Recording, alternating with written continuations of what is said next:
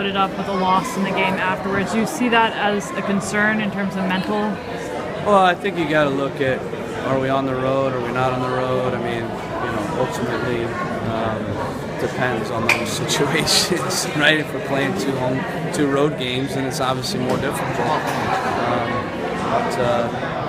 I'm not worried about trends. I'm worried about the next game. In terms of the defensive mistakes, I know you just mentioned some of that, but given how strong the defense has been this year, was that something that surprised you, and what do you think needs to be corrected? I don't think we made huge organizational mistakes, but we made certainly, some individual mistakes. But when goals happen, it's usually individual mistakes. So ultimately, there's no excuse. We knew what was coming. We knew they would try to counter us. They scored a goal on a counter. We knew they would try to get set pieces. They scored a goal on a set piece.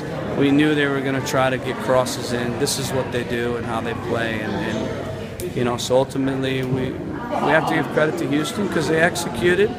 Obviously, good service on the first goal, good header. So you have to give them credit, but we also have to do better in terms of attacking the ball there. The second goal is a cross, so give them credit. They kept it alive. Giles Barnes is very good in the box, but in saying that, we probably could have done better, stopping the cross and tracking the runners. And then, like I said, on the third goal, same thing. We're up the field, ball over the top, and it's a counterattack, and we didn't manage it well. So.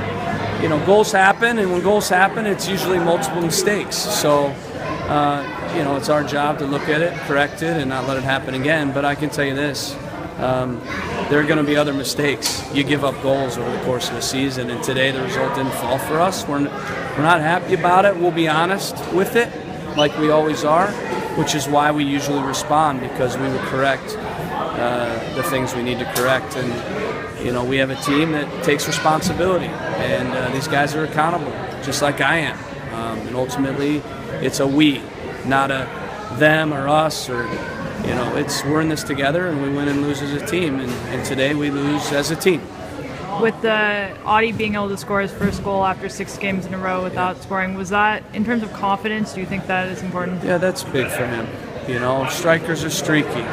There's a lot of psychology that plays into a goal scorer's head, and he had gone several games without scoring, and now he gets a goal, and that weight will be lifted, and hopefully he'll get more.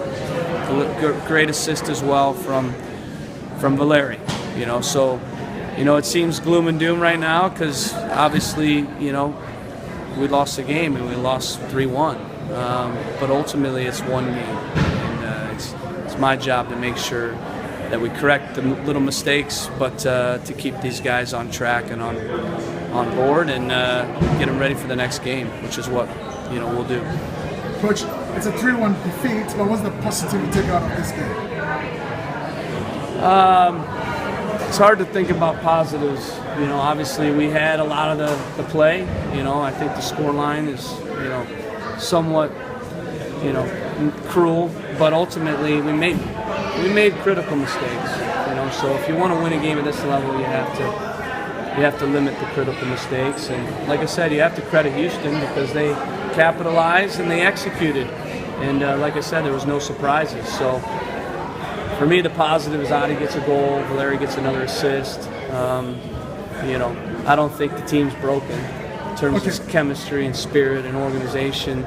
It's not broken, but certainly we made mistakes we can't make if we want to win games at this level.